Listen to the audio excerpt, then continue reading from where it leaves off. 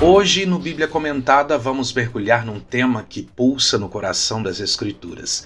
As profecias despertam e trazem esperança. Quando tudo parece escuro, Deus levanta vozes. De Jeremias a João, de Joel a Zacarias, o Senhor não apenas anuncia o que está por vir, Ele chama o povo a voltar, a crer, a esperar. A profecia não é apenas o anúncio do fim, mas o prenúncio de um novo começo. E hoje vamos ouvir essa voz. Vamos caminhar entre visões, promessas e revelações, porque a palavra ainda fala. E quem tem ouvidos, ouça.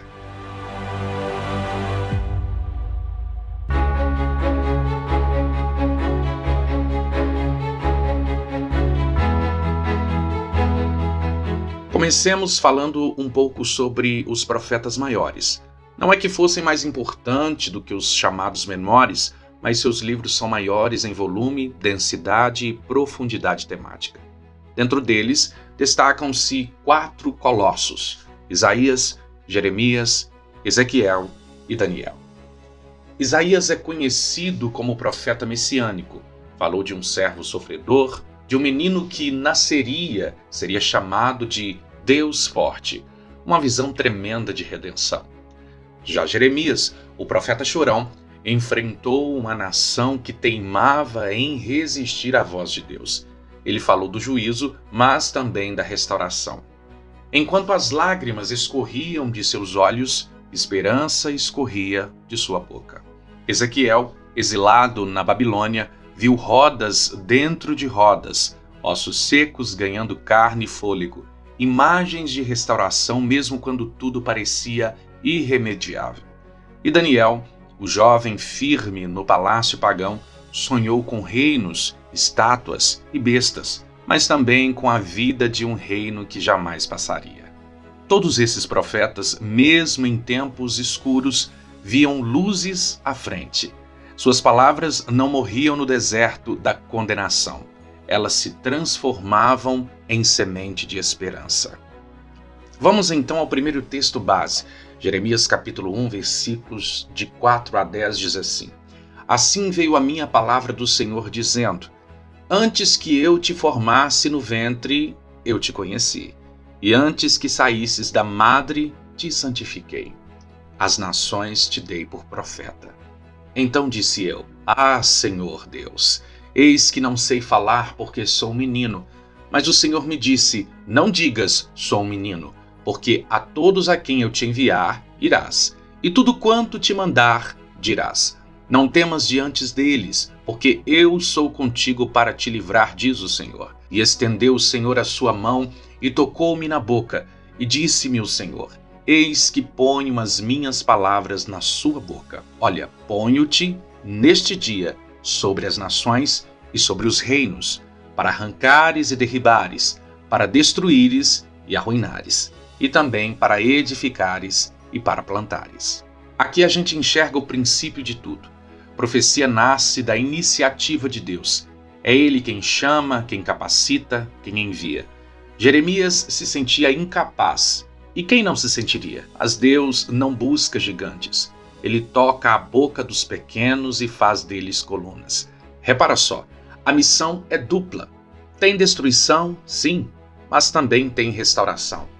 É como um lavrador que arranca a planta doente para preparar o solo e plantar vida nova.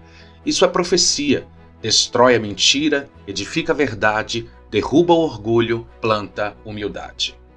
Pulando agora para Joel capítulo 1, versículos de 1 a 3, diz assim: Palavra do Senhor que foi dirigida a Joel, filho de Petuel. Ouve isto, vós anciãos, e escutai todos os moradores da terra. Aconteceu isto em vossos dias ou também nos dias de vossos pais? Fazei com que isto seja contado a vossos filhos, e os filhos deste aos seus filhos, e os seus filhos a outra geração. Joel está nos chamando para a memória. As profecias não são apenas notícias do futuro, são âncoras no passado. Contem para os seus filhos. Ele diz: em tempos em que os gafanhotos devastaram o campo, Joel enxergou uma metáfora para o juízo, mas também para a restauração. O profeta é como um memorial ambulante. Ele lembra o povo do que Deus já fez, para que creiam no que Deus ainda vai fazer. Agora, pega a Bíblia aí e abre comigo em Apocalipse, capítulo 1, versículos de 1 a 3. Revelação de Jesus Cristo, a qual Deus lhe deu para mostrar aos seus servos as coisas que brevemente devem acontecer, e pelo seu anjo as enviou e as notificou a João, seu servo, o qual testificou da palavra de Deus e do testemunho de Jesus Cristo e de tudo o que viu. Bem-aventurado aquele que lê e os que ouvem as palavras desta profecia e guardam as coisas que nela estão escritas, porque o tempo está próximo. Aqui está o coração pulsante do Apocalipse. Não é só juízo, é revelação. Deus não quer nos deixar no escuro. Ele abre os bastidores da história e diz: veja, eu continuo no controle. João está preso, os crentes perseguidos, os impérios dominando. Mas vem a voz do alto: bem-aventurado quem ler, ouve e guarda. Quer ver outro texto que aquece o nosso coração? Hebreus capítulo 1, versículo 1. Havendo Deus antigamente falado muitas vezes e de muitas maneiras aos pais, pelos profetas, a nós falou-nos nestes últimos dias pelo Filho. Aqui o autor não está desmerecendo os profetas, mas dizendo que tudo que eles fizeram apontava uma voz final: Jesus. Ele é a profecia encarnada. Deus falava por visões, sonhos, sussurros, agora fala por um rosto, um corpo, um madeiro. E o que essa voz diz? Graça, redenção, reino eterno. Olhe agora para Jeremias capítulo 50, versículos 19 e 20. E voltarei a trazer Israel à sua morada, e pastará em Carmelo e em Bazã, e sua alma se fartará nos montes de Efraim e de Gileade. Naqueles dias e naquele tempo, diz o Senhor, buscar-se-á a iniquidade de Israel e não haverá. E os pecados de Judá não se acharão, porque perdoarei aos que eu deixar de resto. Deus está prometendo um tempo em que o passado não será lembrado, não porque ele esqueceu, mas porque ele apagou. Profecia isto, um futuro em que o pecado já não tem mais voz, em que a voz de Deus vive em paz nos campos da promessa. Agora vamos a Amós capítulo 9, versículo 14. E removerei o cativeiro do meu povo de Israel, e reedificarão as cidades assoladas, e nelas habitarão. E plantarão vinhas, e beberão seu vinho, e farão pomares, e lhes comerão fruto. Amós viu uma restauração prática, não era só espiritual. Deus se importa com a terra, com as casas, com a mesa cheia de frutos. Quando ele profetiza, ele envolve corpo e alma. Ele está dizendo: vocês vão voltar para casa. Vocês vão rir de novo, vão plantar e colher. E agora um grito de dor com esperança em Miqueias capítulo 4, versículo 10. Dói e geme, ó filha de Sião, como a que está de parto, porque agora sairás da cidade e habitarás no campo e virás até Babilônia. Ali serás livrada, ali te remirá o Senhor da mão dos teus inimigos. Repara nesse detalhe, a dor de parto. Miqueias não esconde a angústia, mas o que nasce da dor é libertação. Deus promete libertar mesmo no exílio, ou seja, não importa onde você esteja, Ele pode te alcançar ali. Em Zacarias capítulo 3, versículo 8, ouve, pois, agora, ó sumo sacerdote Josué, tu e os teus companheiros que se assentam diante de ti, porque são homens portentosos, eis que farei vir o meu servo, o renovo. O renovo é uma figura messiânica. Deus está falando de um broto novo, de um renascimento a partir de um tronco velho. É Jesus. Ele é o renovo que brota em tempos secos, onde o sistema religioso falhou, onde a nação caiu. Deus faz brotar nova vida. Por fim, lemos em Apocalipse capítulo 21, versículos de 2 a 4. Eu, João, vi a santa cidade, a nova Jerusalém, que de Deus descia do céu, adereçada como uma esposa ataviada para o seu marido. E ouvi uma grande voz do céu que dizia: Eis aqui o tabernáculo de Deus com os homens, pois com eles habitará, e eles serão o seu povo, e o mesmo Deus estará com eles, e será o seu Deus. E Deus limpará de seus olhos toda lágrima, e não haverá mais morte, nem pranto, nem clamor, nem dor, porque já as primeiras coisas são passadas. Essa é a esperança última. Tudo que os profetas diziam se cumpre aqui. Não é só uma profecia para nos animar durante a noite, é uma promessa de novo amanhecer. A cidade desce, Deus vem, Ele enxuga as nossas lágrimas, pessoalmente. Repara bem, não diz que Ele manda enxugar, Ele mesmo o faz. E sabe o que é mais lindo nisso tudo? Isso foi antecipado nos textos anteriores. O chamado de Jeremias, a lembrança de Joel, a visão de João, a palavra encarnada em Jesus, a restauração prometida em Amós, Miqueias, Zacarias, tudo converge aqui. Para fechar esse bloco com chave de ouro, vale lembrar de Romanos capítulo 15, versículo 4. Pois tudo quanto outrora foi escrito, para o nosso ensino foi escrito, a fim de que pela paciência e pela consolação das Escrituras tenhamos esperança. As profecias não são para nos assustar, são para nos acordar. Mais do que isso, para nos consolar. Elas são a voz de Deus dizendo: ainda estou aqui, ainda tenho um plano, ainda tenho futuro para você. E seguimos mergulhando cada vez mais fundo nesse rio profético que, mesmo quando atravessa desertos, nunca seca. Depois de percorrer os passos dos profetas maiores, agora nos voltamos aos profetas menores, que, embora levem esse nome por terem livros mais curtos, falam com uma força que estremece montanhas e também sussurra esperança em corações quebrados. E para entender bem o que cada um deles representa, vamos organizar nosso caminho a partir de 3 momentos históricos fundamentais: os profetas do Reino do Norte, os profetas pré-exílio e os profetas pós-exílio. Comecemos pelos profetas do Reino Norte, também conhecido como Israel, aquele que, após a divisão do reino em 2, manteve sua capital em Samaria e que, por sua rebeldia crônica, foi a primeira a cair, levado cativo pela Assíria por volta do ano 722 a.C. 2 profetas se destacam nesse território turbulento: Oséias e Amós. Oséias é o profeta do coração ferido. A história de seu casamento com uma mulher adúltera, Gomer, se transforma numa metáfora viva da relação entre Deus e Israel. No capítulo 2, verso 14, lemos uma promessa doce no meio do caos. Portanto, eis que eu a atrairei e a levarei para o deserto e lhe falarei ao coração. Repara bem, Deus não fala no palácio nem no conforto. Ele leva ao deserto. E ali, onde tudo parece perdido, ele fala ao coração.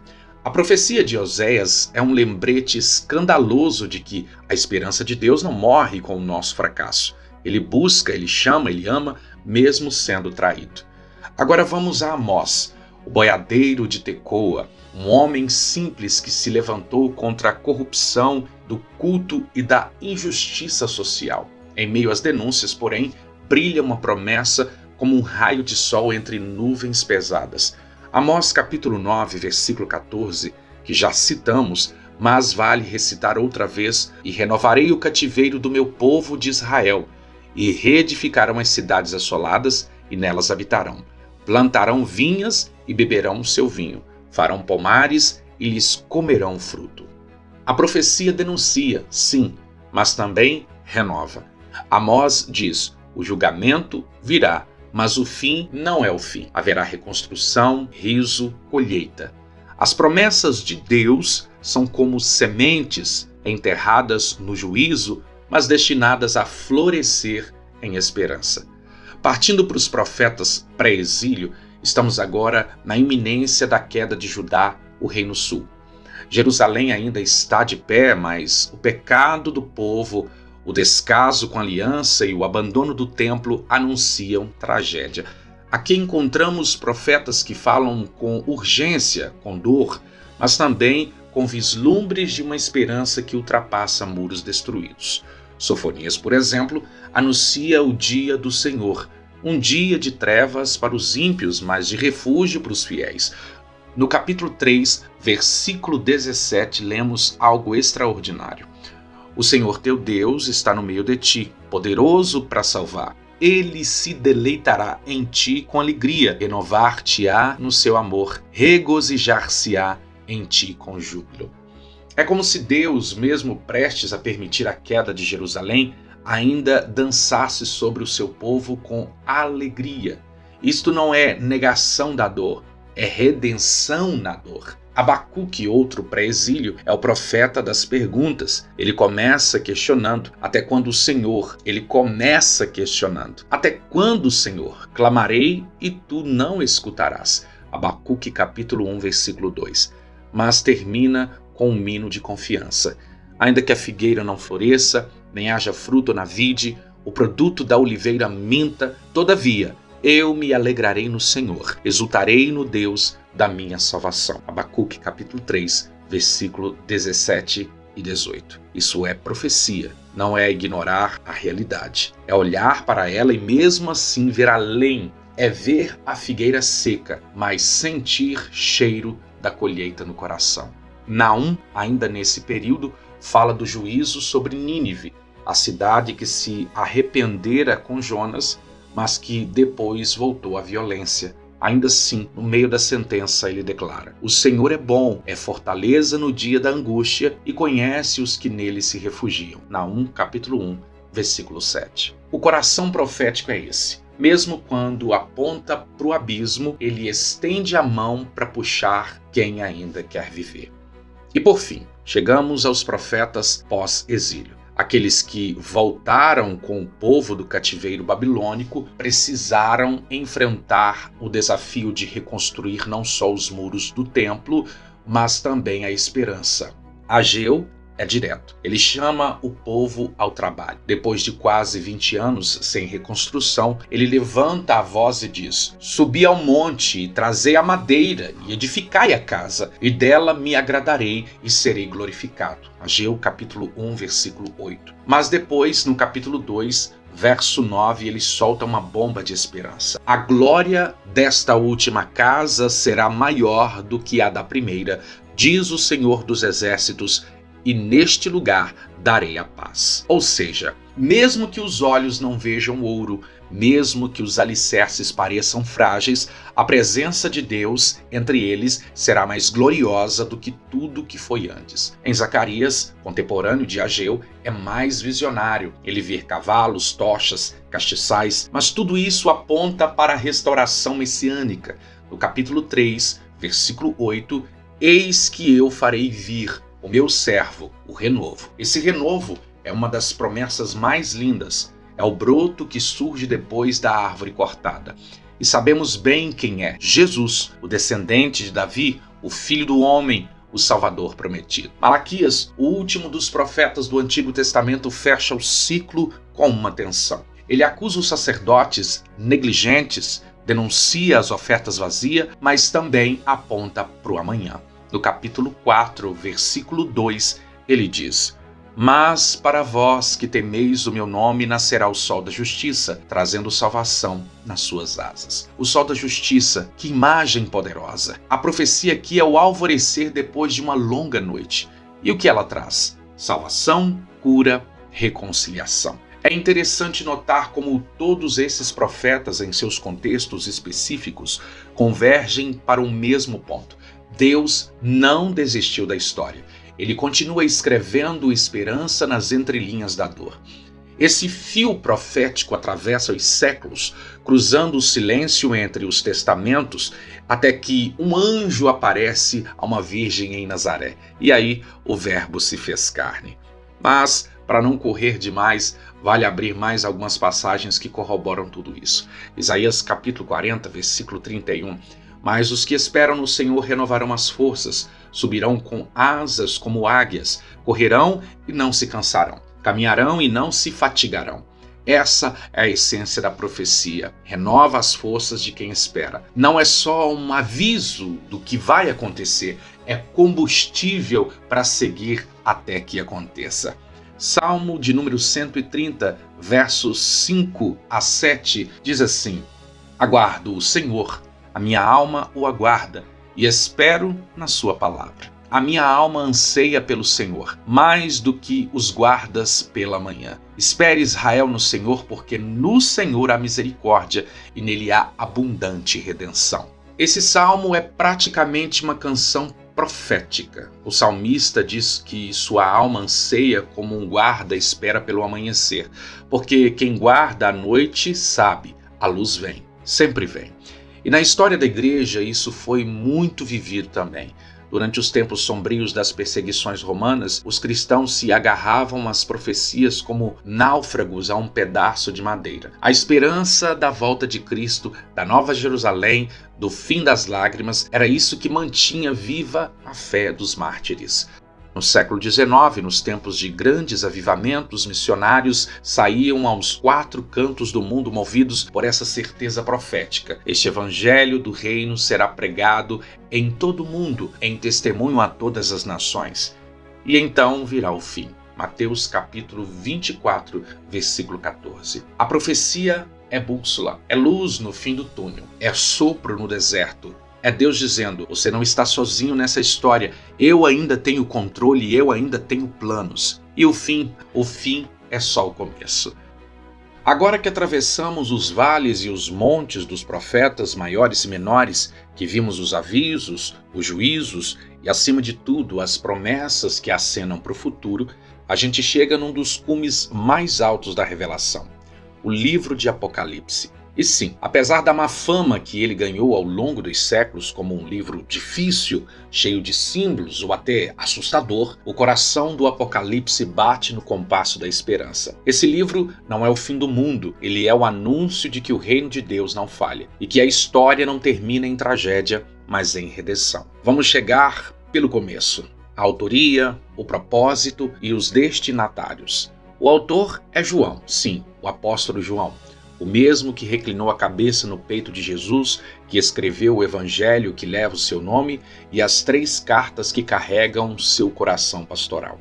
Quando escreve Apocalipse, ele já está idoso, exilado na ilha de Patmos, uma ilha pedregosa no mar Egeu, usada pelos romanos como colônia penal. Isso provavelmente aconteceu durante o reino do imperador Domiciano, por volta do ano 95 d.C., num tempo de intensa perseguição contra os cristãos. Já João começa explicando tudo logo de cara. Em Apocalipse capítulo 1, versículos de 1 a 3, ele diz: Revelação de Jesus Cristo, a qual Deus lhe deu para mostrar aos seus servos as coisas que em breve devem acontecer, e que ele, enviado por intermédio do seu anjo, notificou ao seu servo João, o qual testificou da palavra de Deus e do testemunho de Jesus Cristo quanto a tudo quanto viu. Bem-aventurado aquele que lê e os que ouvem as palavras desta profecia e guardam as coisas nela escritas, pois o tempo está próximo. O livro já começa nos dizendo que não é um enigma, mas uma revelação. No grego original, a palavra usada aqui é apocalipsis, que significa exatamente isto: descortinar, tirar o véu, mostrar algo escondido. Ou seja, o que está por trás da cortina do sofrimento humano é Jesus Cristo glorificado, reinando. E quem são os destinatários? João escreve às 7 igrejas da Ásia Menor: Éfeso, Esmirna, Pérgamo, Tiatira, Sardes, Filadélfia e Laodiceia. Essas igrejas enfrentavam tudo o que uma igreja poderia enfrentar: perseguição, heresias, mornidão, fidelidade, quedas e recomeços. Em outras palavras, João escreve para todos nós. Ele escreve como quem está numa torre de vigia, vendo de longe o fogo se espalhar, mas com os olhos fixos no horizonte de uma nova manhã. Agora, quando se fala que Apocalipse é um livro de esperança, pode parecer estranho à primeira vista, não é mesmo? Afinal, tem selos sendo abertos, trombetas, taças de ira, bestas, dragões, julgamento. Mas se você olhar com atenção, vai perceber que tudo isso aponta para uma coisa só: o Cordeiro venceu. Lá em Apocalipse capítulo 5, a gente encontra uma das cenas mais poderosas de toda a Bíblia. João vê um livro selado com 7 selos na mão direita daquele que está no trono, e ninguém no céu, na terra ou debaixo da terra, podia abri-lo. João começa a chorar, mas então, e disse-me um dos anciãos: não chores, eis que o leão da tribo de Judá, a raiz de Davi, que venceu para abrir o livro e destacar os seus 7 selos. Apocalipse capítulo 5, versículo 5. Mas quando João levanta os olhos esperando ver um leão, o que ele vê? E olhei, e eis que estava no meio do trono e dos 4 seres viventes, e entre os anciãos, um cordeiro como havendo sido morto. Apocalipse capítulo 5, versículo 6. A força do leão está na entrega do cordeiro. A vitória não veio pela espada, mas pelo sacrifício. A esperança nasce da luz, a profecia que grita: o mundo pode parecer dominado pelo caos, mas quem reina é o cordeiro. Essa é uma mensagem que atravessou os séculos e incendiou corações. Nos primeiros 3 séculos da era cristã, os crentes perseguidos pelas autoridades romanas decoravam trechos do Apocalipse para recitar nos cárceres. As catatumbas estão cheias de inscrições como Maranata, expressão aramaica que significa Vem, Senhor.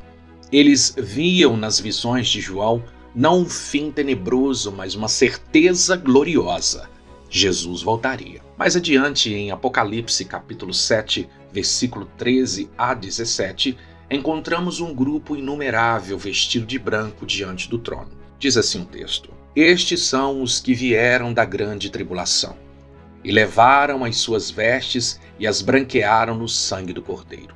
Por isso estão diante do trono de Deus. Nunca mais terão fome, nunca mais terão sede. Deus limpará de seus olhos toda lágrima. Olha como ressoa com Apocalipse capítulo 1, versículo 2 a 4. Eu, João, vi a santa cidade, a nova Jerusalém, de que Deus descia do céu, e ouvi uma grande voz do céu que dizia: eis aqui o tabernáculo de Deus com os homens. Deus limpará dos seus olhos toda lágrima, e não haverá mais morte, nem pranto, nem clamor e nem dor. Isso não é um filme apocalíptico do fim do mundo.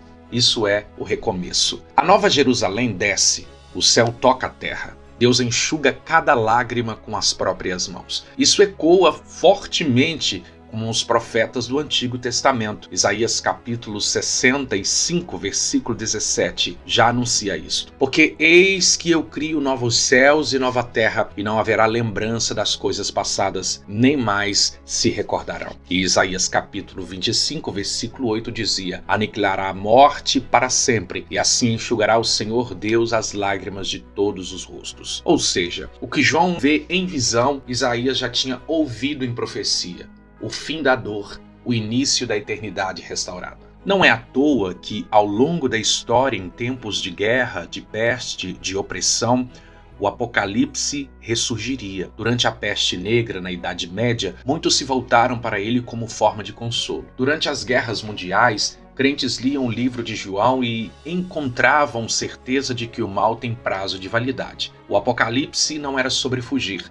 Era sobre resistir com os olhos fixos no trono. Até Martim Lutero, que tinha suas reservas com o Apocalipse, reconhecia que nele estava embutida a certeza da vitória do bem. Já John Wesley, fundador do metodismo, usava as imagens do livro para ensinar que a história caminhava para um clímax glorioso em Cristo. E mais, nas comunidades evangélicas do século XX, especialmente no meio pentecostal, as visões do Apocalipse foram combustível para evangelismo, para oração, para missões. Não como medo, mas como paixão. Jesus vem, diziam nas praças, nas tendas, nos rádios, porque a esperança do céu colocava os pés no chão. Em tempos como os nossos, de crise climática, de polarizações políticas, de violência urbana, de depressão em massa, o Apocalipse volta a soar como trombeta. Não temas. O Cordeiro venceu. Ainda há muito o que explorar. 7 selos, 7 trombetas, 7 taças, a queda da Babilônia, O julgamento das nações, o milênio, a segunda morte, o trono branco e no centro de tudo Jesus, o Alfa e o Ômega, o primeiro e o último, o que era e que é e que há de vir.